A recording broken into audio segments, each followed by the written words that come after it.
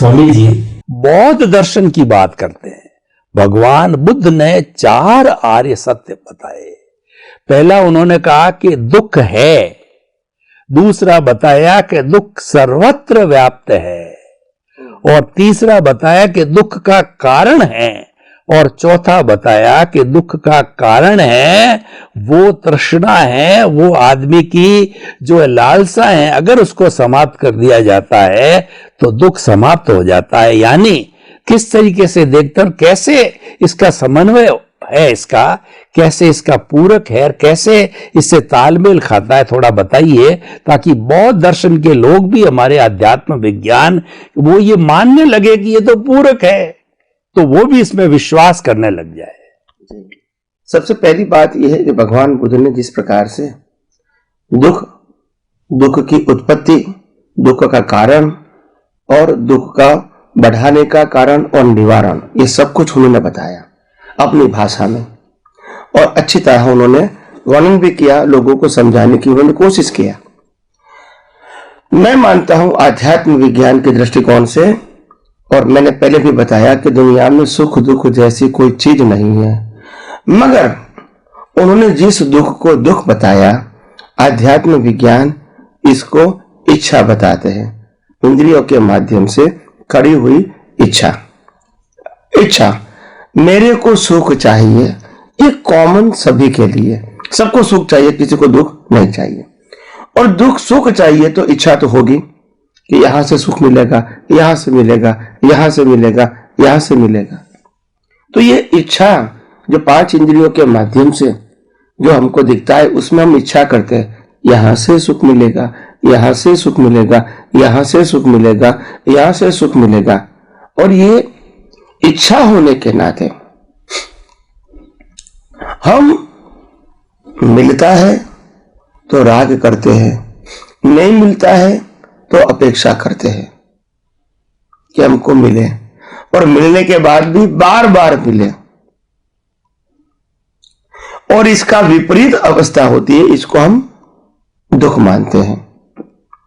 वास्तव में इच्छा ही दुख है, इच्छा ही संसार है, और इच्छा ही प्रगट अग्नि है। एक महाशय ने मेरे को आज से करीब 8-10 साल पहले, काफी वो विद्वान थे, रिटायर्ड प्रोफेसर थे, बंबई में रहते हैं, उन्होंने मेरे को 8-10 साल पहले एक प्रश्न किया था कि स्वामी जी सिंपल भाषा में ये समझाओ कि बंधन और मुक्ति के में क्या फर्क है, या तो संसार और मोक्ष में क्या अंतर है। ये सिंपल प्रश्न किया, और उन्होंने कहा बिल्कुल सिंपल भाषा में समझाओ, आम लोगों की भाषा में। बहुत आध्यात्मिक परिभाषा ऐसी नहीं होनी चाहिए कि जो आम लोग इसको नहीं समझ पाए। तो मैंने बिल्कुल सरल भाषा में उत्तर दिया उनको, वो भी on the spot and short and sweet. मैंने कहा इच्छा के साथ मरना, इसका नाम है संसार, और इच्छा के बिना मरना, इसका नाम है मोक्ष। अगर कोई इच्छा ही नहीं होगी तो जन्म मरण कैसे होगा? अगर इच्छा है तो जन्म मरण तो कंपलसरी है। तो इच्छा ही कर्म है, इच्छा ही बंधन है, और इच्छा ही संसार है, और इच्छा से ही जन्म मरण है। तो इच्छा को अगर आप सुख कहो, दुख कहो, कुछ भी बोल सकते हैं, आप समझे ना। इच्छा की पूर्ति को आप सुख बोल सकते हैं, और इच्छा की अपूर्ति को आप दुख भी बोल सकते हैं, मगर दोनों अपना बनाया हुआ टाइटल है, और वो दोनों टाइटल का रूट कॉज है अज्ञानता। बिना अज्ञान इंसान या जीव बाहर सुख ढूंढने के लिए क्यों जाएगा? अज्ञान है तभी जाता है ना, अज्ञान है तभी इच्छा होती है ना, और अज्ञान है तभी तो राग द्वेष होता है, और तभी तो कर्म बनता है, और तभी तो जन्म मरण मिलता है, और कर्म फल भी मिलता है। तो हर चीजों का जो रूट है वो अज्ञानता है, और सेमी कॉलम बताया इच्छा। तो इच्छा प्रकट होती है अज्ञानता से, इच्छा की पूर्ति होती है तो राग होता है, और इच्छा की पूर्ति नहीं होती है तो द्वेष होता है।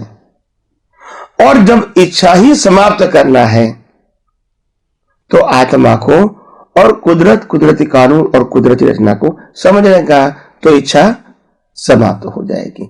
यानी मैंने सब चीजें बताई, इच्छा की उत्पत्ति, इच्छा का महत्व क्या है और नुकसान भी क्या है, इच्छा से राग द्वेष कैसे बनता है, इच्छा अज्ञानता से करी हुई है, और इच्छा का नाश, ये दुनिया का सनातन सत्य समझोगे तो ही इच्छा का नाश होगा। इसके अलावा और कोई रास्ता सामाजिक और धार्मिक नहीं हो सकता है। तो सामाजिक और धार्मिक से तो इच्छा बनी ही रहेगी, चाहे वो अच्छी है चाहे बुरी है, मगर वो अज्ञानता के साथ ही रहेगी, अच्छी या बुरी इच्छा।